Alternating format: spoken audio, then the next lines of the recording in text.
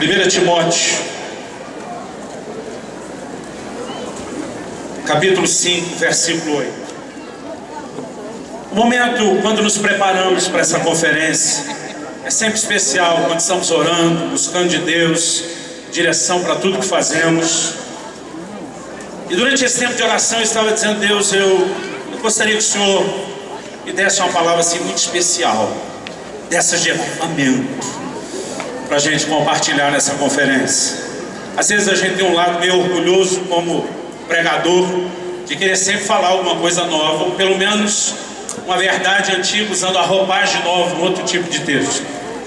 Mas Deus falou muito forte ao meu coração esses dias, que Ele queria que mexesse num assunto que está ligado a avivamento e a obra que Deus quer fazer nesse tempo do fim, que envolve uma visão que nós precisamos ter sobre família. Querido, em toda a Bíblia e na história, você nunca vai ver avivamento sem ver associado a isso o mover de Deus nas famílias. Joel profetizou: e acontecerá que nos últimos dias derramarei do meu espírito sobre toda a carne. E ele diz assim: vossos filhos e vossas filhas profetizarão. Deus está dizendo: eu vou entrar dentro da sua casa, eu vou pegar os seus filhos, eu vou pegar a próxima geração, eu vou visitar a sua família. Porque quando o Espírito de Deus se move, querido, há algo que acontece nas famílias. Malaquias disse: ele virá como o sol da justiça, trazendo a cura em suas asas. Ele disse assim: ele converterá o coração dos pais aos filhos e dos filhos aos pais. Há uma conexão, querido, não só entre esse mover de Deus, mas entre a própria fé que nós professamos, a própria comunhão que nós temos com o Senhor e família. E eu quero que você, abrindo aí em 1 Timóteo, capítulo 5, versículo 8, leia comigo. O texto diz assim: ora, se alguém não tem cuidado dos seus, especialmente dos da própria casa, tem negado a fé e é pior do que o descrente. A NVI diz assim: se alguém não cuida dos seus parentes, especialmente dos da sua própria família, negou a fé e é pior do que um descrente. A Bíblia faz uma conexão, querida, entre esses dois assuntos, fé e família. Na nossa igreja, dificilmente passa um período de mais de 2 anos sem que eu fale sobre esse assunto. Para nós é muito importante. Eu creio, querido, que Deus quer nos levar a crescer no entendimento de que não há como separar os assuntos de fé e família. Quando eu falo da fé, não é só a crença para o milagre, é a sua relação com Deus. A nossa relação com Deus, a nossa fé no Senhor e a vida familiar, elas estão intimamente associadas. Eu sei que muitos cristãos estão tentando fazer essa separação, essa dicotomia. A gente vê muita gente não levando a sério a sua família, alguns chutando a família, depois vindo para a igreja, querendo viver com Deus numa boa. Mas, querido, eu quero te dizer, a Bíblia está dizendo: se alguém não cuida dos seus, todo nível de negligência familiar, seja com cuidado material, com cuidado emocional, principalmente com cuidado espiritual, a Bíblia diz que nos faz negar a fé em Deus. Tem uma tradução que diz: renegou a fé. E a Bíblia não diz só que é igual ao incrédulo, que seria uma comparação terrível. Mas a Bíblia diz que quem trata a família dessa forma, com esse descuidado, com esse desleixo, com esse nível de negligência, a Bíblia diz que ele está negando a fé e entrando nessa condição de ser pior do que o incrédulo. Porque família, querido, é algo muito importante. Você pode dizer amém? Amém. Família não é algo importante só para nós. Eu sempre, quando observo Deus falando sobre bênção na Bíblia, eu vejo Deus dizendo que não vai abençoar só o indivíduo, Ele vai abençoar a família. Você olha toda a afirmação de bênção na Bíblia, você vai perceber aqui e ali alguma conexão com a consequência da bênção se estendendo sobre a família. Mas durante muito tempo eu imaginava: Deus abençoa a família porque ela é importante para mim. Eu digo sempre às pessoas: você quer conhecer minha simpatia, trate bem minha mulher e meus filhos. Você quer conhecer minha antipatia, o lado não tratado da minha alma, maltrate eles, e você vai arrumar briga comigo. Então eu imaginava: Deus sabe o quanto a família é importante para mim, Ele quer me abençoar, então Ele abençoa a família para me fazer feliz. Mas eu descobri, eu quero te mostrar isso na Bíblia, que a razão principal pela qual Deus abençoa a família não é porque a família é importante para nós. Antes de mais nada, é porque a família é importante para Ele. Não só porque Deus é o criador dessa instituição, a família, mas há um propósito pelo qual Deus nos criou para viver em família. E eu creio que muitas vezes a gente não consegue enxergar o propósito maior que está por trás disso. Querido, eu nasci e cresci num lar cristão, graças a Deus. Eu fui consagrado a Deus antes do meu nascimento. Eu tive pais que me conduziram no temor do Senhor, me ensinaram a palavra, a viver com Ele. E meus pais, meu pai e minha mãe, conheceram somente um ao outro durante a sua vida de casado, até que meu pai fosse para a glória. Eu aprendi muito sobre família. E uma das coisas que eu percebi, querido, é que Deus não pensa só em termos de indivíduos. A salvação pode ser individual, mas o plano de Deus é para a família. Deus diz para Abraão: eu vou abençoar não só você. Deus diz: eu vou abençoar você e a sua descendência, a sua família. E a Bíblia diz assim: em ti e na sua descendência serão benditas todas as famílias da terra. Porque Deus pensa em termos de família. Você pode dizer amém de vez em quando? Estou sentindo isso aí. Quando você olha, querido, para a salvação de Noé, não é só Noé, Noé é sua casa. A salvação que Deus proporciona a Ló não é só Ló, Ló é a sua casa. No Novo Testamento você vai ver em Atos 11, tanto Pedro dizendo que o anjo que apareceu para Cornélio diz: olha, manda chamar Pedro, o qual vai te dizer palavras mediante as quais será salvo tu e toda a tua casa. Depois em Atos 16 essa afirmação é repetida. Quando Paulo, lá no cárcere da cidade de Filipos, ele diz para o carcereiro: crê no Senhor Jesus, será salvo tu e toda a tua casa. A salvação é individual, querido, mas o plano de Deus é familiar. Quando você olha para a Bíblia, ela está cheia de mandamentos familiares. Como o marido deve tratar a esposa o seu marido, como o pai deve tratar os filhos aos pais. E esses mandamentos, quando obedecidos, eles têm bênção diferenciada. Paulo em Efésios cita um dos 10 mandamentos e diz: honra teu pai e tua mãe. E a Bíblia diz assim: porque este é o primeiro mandamento com promessa. Se você obedecer, além de fazer essa obrigação, você vai estar bem. Ele diz: para que seja bem sucedido em todas as coisas. E a Bíblia diz que você vai ter com isso longevidade. Você vai aumentar os seus anos de vida. Há uma bênção diferenciada para quem obedece os mandamentos familiares, mas há maldição diferenciada para quem atropela a família. A palavra de Deus diz no livro de Provérbios: o que amaldiçoa seu pai ou a sua mãe, apagar-se-lhe a sua lâmpada nas mais densas trevas. Então nós sabemos que não é apenas desonrar o pai que me impede de prosperar, que encurta os meus dias, mas há consequências sérias. Por que Deus abençoa quem obedece os mandamentos familiares e julga? Porque Deus está protegendo a família, querido, com unhas e dentes, por assim dizer. Porque a família é importante para Ele. Você pode dizer amém? Amém. Há uma associação. O apóstolo Pedro diz em 1 de Pedro 3,7: maridos, tratem as suas esposas com honra, como vaso mais frágil. E a Bíblia diz assim: para que não se interrompam as suas orações. O marido que não trata corretamente a sua esposa, e o inverso também é verdadeiro, vai ter as suas orações impedidas. Por quê, querido? Vida familiar e a nossa fé com Deus, eles estão tão associados que não há como separar. Malaquias diz isso. Em Malaquias 2,13 o Senhor diz assim: olha, vocês vêm ao meu altar e o cobrem com lágrimas, com choro, com gemido. Deus diz: eu não vos ouço. E Ele diz: e vocês perguntam por quê? No versículo 14 Deus diz assim: porque o Senhor foi testemunha da aliança entre ti e a mulher da tua mocidade, com a qual tu foste desleal. Deus está dizendo: camarada, você não honra nem a aliança do casamento, agora vem chorar no meu altar esperando que eu ouça. Deus diz: não mesmo. Porque quando nós ferimos família, querido, a relação com Deus vai ser afetada. A relação com Deus vai ser impedida. Agora, o mistério é por que esses dois assuntos estão tão interligados. Não há dúvida de que estão. Paulo escreve, quando fala sobre o líder, ele diz: o presbítero tem que ser marido de uma só mulher, tem que ter os seus filhos em sujeição, tem que governar bem sua casa. Ele diz: porque se não puder governar sua casa, não pode governar a igreja de Deus. A vida familiar, querido, é algo que qualifica ou desqualifica alguém para a obra de Deus. Mas não é só o ministério que ela afeta. Ela afeta a própria relação com Deus. Isso mostra a importância que a família tem. Só que durante muito tempo, querido, eu não conseguia, mesmo sabendo que a família era tão importante, entender por quê. Mas Deus começou a me conduzir num passeio das Escrituras. E Ele me fez perceber, esse é o primeiro ponto que eu quero falar, que Deus se revela através de figuras familiares. Você pode repetir isso comigo? Fala para o irmão que vai te abençoar com um CD no fim da reunião. Vai lembrando ele, né? Fala assim: Deus se revela através de figuras familiares. Vira para o outro irmão para não fazer acepção de pessoas. Fala: Deus se revela através de figuras familiares. Quando Deus quer falar do amor dele, para que Deus apela na Bíblia? O amor de mãe. Porque cá entre nós, mesmo os homens, que já são pais vão concordar, por mais que a gente ame os filhos, não existe amor como o de mãe. Mãe é uma coisa impressionante. Eu fico lembrando de como a Kelly cuidava dos nossos filhos desde pequeno. Às vezes a gente chegava tarde de um culto, eles já maiorzinhos, ela carregava eles dormindo do carro até o segundo andar. Um dia eu falei, meu amor, de jeito nenhum, isso não vai acontecer mais. Ela falou, você vai carregar para mim? Eu falei, de jeito nenhum. Acorda, moleque, anda, deixa de ser folgado.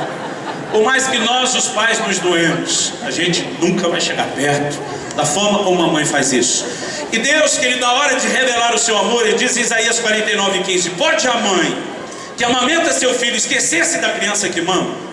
Ainda que a resposta implícita seja não, Deus diz, ainda que ela se esqueça, eu não me esquecerei de vocês. Eu tenho os seus nomes escritos nas palmas das minhas mãos. Deus está dizendo, quando o mais perfeito tipo de amor que você conhece falhar, o meu vai além. Mas a maneira de Deus se comunicar, querido, usando as figuras familiares.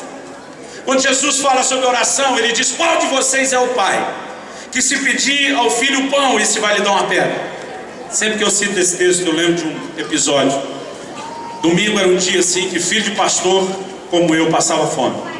A gente tinha escola dominical, tinha um culto de manhã, outro de noite, nunca entendi porque que tinha os dois cultos.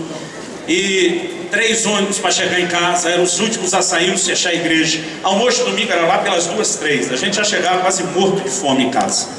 Mesmo quando a mamãe deixava meio adiantado, o negócio era complicado. Um dia desse que a gente chegou apavorado, pedindo alguma coisa para comer enquanto esperava a comida. Minha mãe sinalizou para pegar pão no armário, meu irmão mais velho mandou a comitiva. E ele pegou um saco de pães. Naquela época a gente não guardava em sacolinha plástica, nem tinha isso no mercado. Era só aquele saco de papel. E o pão, irmão, do saco de papel ele endurece. E quando meu irmão tira o pão do saco de papel, aquilo está tão duro. Eu só lembro dele batendo na mesa, citando esse versículo, qual é o filho pedindo ao pai, qual isso vai lhe dar uma pedra. Minha mãe até hoje, quando eu falo em público, ela está ali, ó. Ela diz, eu não sabia. Estamos te inocentando, dona Zeni. Mas, toda vez que cito esse texto, não consigo fugir desse versículo. Mas Jesus diz, qual de vós é o pai? Que se o filho pedir pão, esse vai lhe dar uma pedra. E diz, se vocês são maus, sabem dar boas dádivas aos filhos de vocês, quanto mais o Pai Celestial não dará coisas boas àqueles que o pedirem. Jesus revela o coração de Deus como um coração paterno que vai muito além da paternidade imperfeita que nós conhecemos. Quando Deus fala de correção, querido, para que Ele apela lá em Hebreus 12? Se vocês estão sem correção, não são filhos, são bastardos, porque o pai corrige o filho a quem ama. Não é só na relação pai e filho que Deus usa as figuras familiares. No livro de Efésios há uma comparação entre o marido e a sua esposa, falando da relação de Jesus com a igreja. O livro de Cantares inteiro é uma alegoria falando do noivo e da noiva.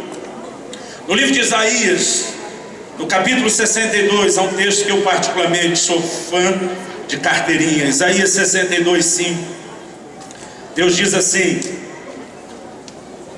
porque como jovem desposa a donzela, assim os teus filhos se desposarão a ti. Como o noivo se alegra da noiva, assim de ti se alegrará o teu Deus. O tempo todo na Bíblia, que Deus usa figuras familiares para se revelar. E quando Ele começou a me fazer entender isso na Bíblia, Ele me fez lembrar de uma história interessante. Quando meu filho Israel tinha perto de 4 anos de idade, e a Alissa, minha filha, tinha perto de 1, a gente, na época, morando em Guarapuava, aqui no interior, fizemos uma viagem para o interior de São Paulo para visitar os meus sogros. Aquela viagem nós gastávamos perto de 7 horas quando fazia de carro. Aquele dia, eu sabia que com as crianças ia ser mais demorado, foram 9 horas. Estou falando tanto de hora para você tentar imaginar o meu terror. Porque eu sabia que meu filho ia fazer 300 vezes aquela mesma pergunta. Minha filha ainda era muito nova, mas ele ia fazer umas 300 vezes aquela mesma pergunta que os filhos fazem na viagem. Pai, está chegando? Pai, falta muito? Pai, quanto tempo falta? Irmão, não sei você, mas eu odeio aquele jumento do desenho do Shrek, só por causa disso. Mas eu estava determinado, eu tenho que ser um bom pai, eu tenho que ter dose extra de paciência, é só uma criança. Irmão, eu fui bem nas primeiras 8 horas. Mas no fim, eu já estava fingindo alegria, fingindo simpatia. Eu prefiro dizer que eu estava acreditando, usando fé. Mas não tinha mais vontade. E uma hora meu filho faz a pergunta. Aquilo sim me pegou de jeito. Ele disse, papai, quanto tempo falta? Eu respirei, dei um sorriso meio falso, falei: filho, falta 1 hora só. Ele todo educadinho no banco de trás disse: obrigado, papai. Quando ele disse obrigado, papai, eu perdi a paciência. Eu falei: obrigado por quê, piá? Porque você me disse quanto tempo falta. Eu falei: você entende de tempo? Você por acaso tem relógio? Não. Você sabe quanto é 1 hora? Não. Então o que adianta eu ficar te dizendo quanto tempo falta se você não entende? É lógico que aqui a versão talvez um pouco mais educada do jeito que eu falei. Eu fui carnal, eu pequei. Dona Kelly do meu lado parou de me olhar com cara de meu herói. Eu vi que tinha machucado o coração não só do meu filho, mas dela, quando eu soltei os cachorros. Eu fiquei pensando: Deus, me ajuda a arrumar isso. Mas o meu lado carnal ainda dizia: mas pelo menos eu tenho um pouco de paz. E daqui a pouco meu filho resmunga alguma coisa lá atrás que eu não entendi direito. Eu digo: o que foi, piá? Ele fala de novo. Eu digo mais alto. Ele fala a 3ª vez. Ele diz: pai, eu sei que eu não entendo de hora. Eu sei que eu não tenho relógio. Eu sei que eu não sei marcar o tempo. Mas ele me encara e diz: fala sério, você é um cara inteligente. E nessa ele me botou numa fria. Se eu não escapasse dessa, porque eu não era inteligente. Ele disse assim: se você quiser, você me arruma um outro jeito de explicar o tempo que não seja pelo relógio. Aquele começou a rir do meu lado com a cara de: quero ver você sair dessa. Eu ao mesmo tempo pensei: Deus, uma oportunidade de eu arrumar o que eu fiz de errado, me ajuda, me dá uma ideia, me dá uma luz. E eu fiquei pensando: ele não sabe marcar o tempo. Não adianta eu falar no nível do meu conhecimento que ele não tem, numa referência que ele não tem. Então eu pensei: eu tenho que entrar na cabecinha dele, no mundinho dele, no universo dele, falar das coisas que ele entenda, para que desse jeito ele me entenda. E ele me deu uma ideia. Porque meus filhos, como a maioria dos de vocês, tinham o dom de assistir centenas de vezes o mesmo DVD. Aliás, na época dos meus nem era DVD, era VHS. Às vezes eles me chamam de velho. Eu digo: ei, vocês assistiram isso aqui, ó, essa fita enorme de vídeo. Eu não sei você, querido, eu sou muito grato. Vou falar aos pais agora, vou abrir meu coração. Então não me entenda mal, sou muito grato a Deus pelo Ministério Crianças Diante do Trono. Abençoou uma geração, não é verdade? Mas teve uma época da minha vida que eu não podia mais ouvir a voz do Paulo Boladão, que eram centenas de vezes o mesmo DVD passando por VHS na época. Às vezes meu filho dizia: pai, põe desenho tal. Eu dizia: mas você já sabe o que vai passar. Mas é legal. Minha filha, ela decorava as falas dos personagens. Ela falava antes deles, tudo que eles iam falar. Ela dizia: papai, põe esse desenho. Eu dizia: mas filha, você já sabe tudo que eles vão falar. Você fala, mas é legal. E lá ia nós aguentar. Eu lembrei disso. Aí me deu uma ideia. Eu falei: filho, sabe aquele desenho tal que você gosta? Sei. Eu falei: imagina que está mais ou menos naquela parte que acontece isso. Minha esposa, percebendo onde eu queria ir, ela me olha e diz: menos.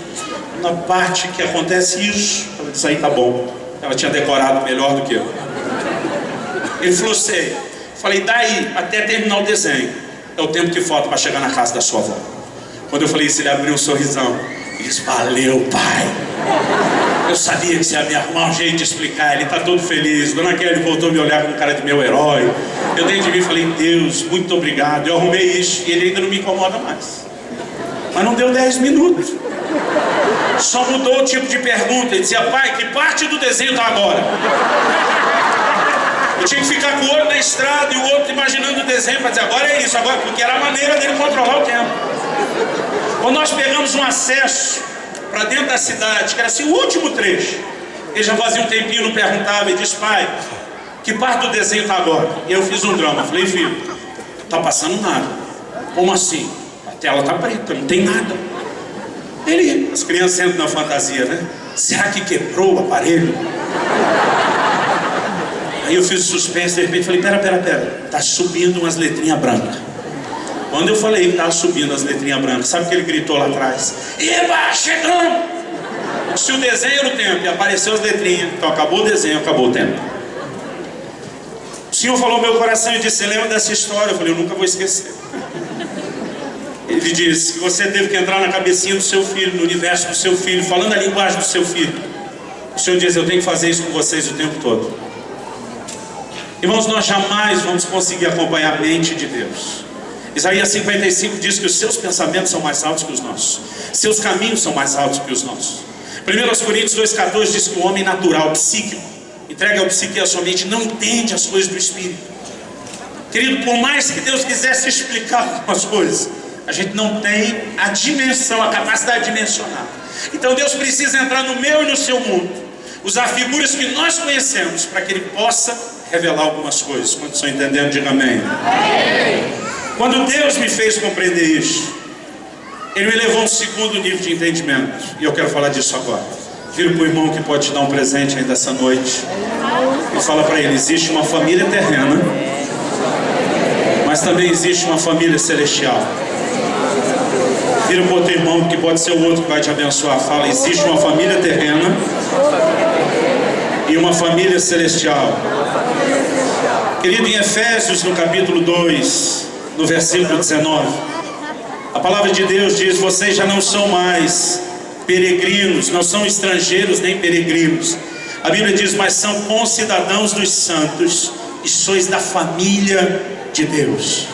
A NVI diz: membros da família de Deus. Esse texto não só diz que Deus tem uma família, mas diz que nós somos parte da família. Você pode dizer amém? São parte da família de Deus aqui. Em Efésios, no capítulo 3, no versículo 14, um pouquinho à frente, Paulo diz assim: por essa causa me ponho de joelhos diante do Pai. Eu gosto de como o Novo Testamento revela a paternidade de Deus. Diante do Pai, olha o que diz: de quem toma o nome toda a família, tanto no céu como sobre a terra. Quando a Bíblia fala toda a família, mostra dois níveis: no céu e na terra. Eu sempre pensei na família de Deus, e ninguém pode negar que a Bíblia diz que Deus tem uma família. Mas eu sempre pensei na família de Deus como se fosse um grande sobrado. No andar de cima, a filharada que já foi para o céu. No andar de baixo, a filharada aqui da terra. Imaginava aquele monte de criança correndo, brincando, gritando. Deus, o Pai feliz de toda a família. O único entendimento que eu tinha de família, quando pensava na família de Deus, era Deus o Pai e nós os filhos. Mas aquele dia o Espírito Santo me fez um questionamento. Aquele testemunho interior veio tão forte para mim. Ele disse: quando foi que você formou a sua família? A resposta estava na ponta da língua. No dia 3 de novembro de 1995, uma sexta-noite, lá pelas 9h30 da noite, talvez um pouquinho mais, eu fiz uma aliança pública com a minha esposa. Esse foi o momento que eu deixei os meus pais, me uni à minha mulher. Nós entramos em aliança diante de Deus e de muitas testemunhas. Nesse momento eu formei a minha família. O Senhor me disse: e os filhos? Eu falei: os filhos vieram depois. O Israel nasceu 3 anos, cerca de 3 anos depois do casamento. A Alissa, cerca de 3 anos depois do irmão dela. O Senhor me disse: você não passou a ter uma família só quando os filhos nasceram? Eu falei: de jeito nenhum. Os filhos nasceram porque eu formei a família. A família não passou a ser família porque os filhos nasceram. Infelizmente muita gente pega esse caminho. Mas o princípio de Deus é: você forma a família, e porque a família existe, os filhos são a extensão, o complemento, a multiplicação da família. Você concorda comigo? E o Senhor me disse: se você pensa isso da sua família, por que você pensa diferente da minha? Deus me disse: eu não passei a ter uma família quando o homem foi formado. O homem foi formado porque a minha família já existia. Pai, Filho e Espírito Santo, querido, o mistério bíblico da Trindade é um dos mais perfeitos, ou o mais perfeito modelo do que uma família deveria ser. Antes de eu e você existirmos, antes de qualquer ser humano ter sido andado por esse planeta, criado por Deus, multiplicado depois de Adão e Eva, Deus já tinha uma família. Nós, os filhos, somos a extensão da família que já existia. Ele não passou a ter uma família por causa da gente. Nós passamos a existir por causa dessa família. Quando você entendendo, diga amém. Isso, querido, precisa nos levar a um lugar de entendimento e compreensão. Eu sei que quando eu falo isso, alguns já me olham com aquela cara. Parece que a pergunta está estampada na testa. Se Deus é o Pai e Jesus é o Filho, então o Espírito Santo é a mãe. As mulheres amam isso, mas os homens já olham para mim com cara de heresia.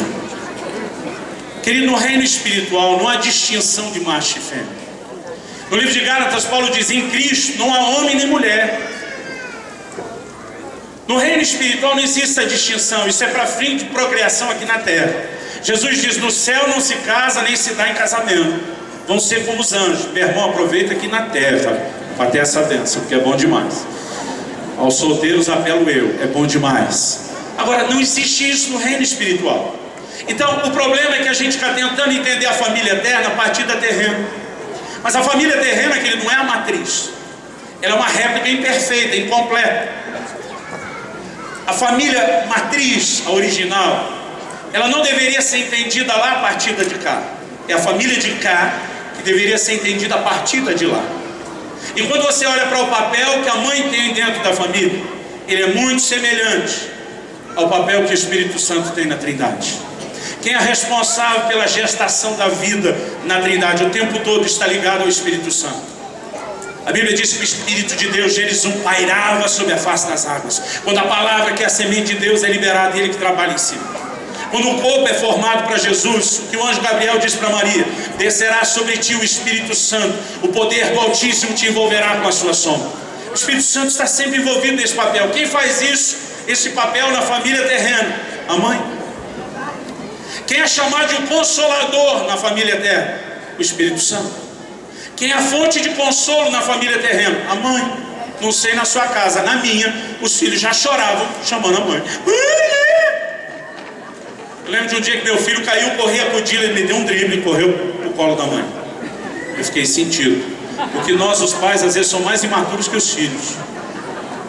E eu falei para aquele: puxa vida, eu vi primeiro, eu que corri. Ele me driblou, correu para você. Embora raramente minha esposa haja desse jeito, aquele dia ela foi um pouco sarcástica. Ela disse: por que será? E ela fez uma comparação de duas cenas, onde ela ofereceu consolo e eu. Tá certo que ela deu uma valorizada. Eu brinco que às vezes a gente conta umas histórias meio que nem filme, baseado em fatos reais, já com o direito a uma florida. Mas a hora que ela deu aquela valorizada, eu percebi a diferença entre a forma dela de tratar a criança dando consolo e a minha. O dia que eu vi ela dando consolo pro meu filho, eu fiquei indignado. Ele tá pulando de um sofá pro outro. Eu digo: filho, não faz isso, você vai cair, não cai. Eu digo: filho, aprende algo, seu avô vivia tentando me ensinar. O pai é que tem razão. Não vou cair. Daqui a pouco, caiu no chão. Quando caiu, levanta chorando, já segurando o braço, caiu em cima do braço. Você imagina o que aconteceu. É óbvio que ele machucou o braço, está segurando o braço, chorando. A mãe corre acudindo e diz: meu filho, o que aconteceu? Essa é a hora que o pai já está indignado. Não fiz isso, mas a vontade era gritar: como que aconteceu? O menino caiu, você não viu? Aí ele respondia: eu caí. Minha vontade disse: não, mergulhou, estava treinando, achando que era uma piscina. Mas o que era? Eu não sei quantos conhecem a história de seu Lunga, lá de Juazeiro, Ceará. Ele assumiu, ele encarnou o papel assim da ignorância, da intolerância. Ele é um camarada, ele acredita que todo comentário que ele entende não ser inteligente merece uma resposta à altura. Tolerância zero. A mulher pergunta: Lunga, quer leite? Ele diz: quer. Ela diz: leva no copo. Ele diz: não, joga no chão e puxa no rodo. Dizem, já aumentaram muito as histórias do Lunga, não dá mais para acreditar. Ele foi na agropecuária comprar veneno para rato, e o infeliz do funcionário perguntou: é para levar, Lunga? Ele diz: não, espera que eu vou buscar o rato comer na sua mão.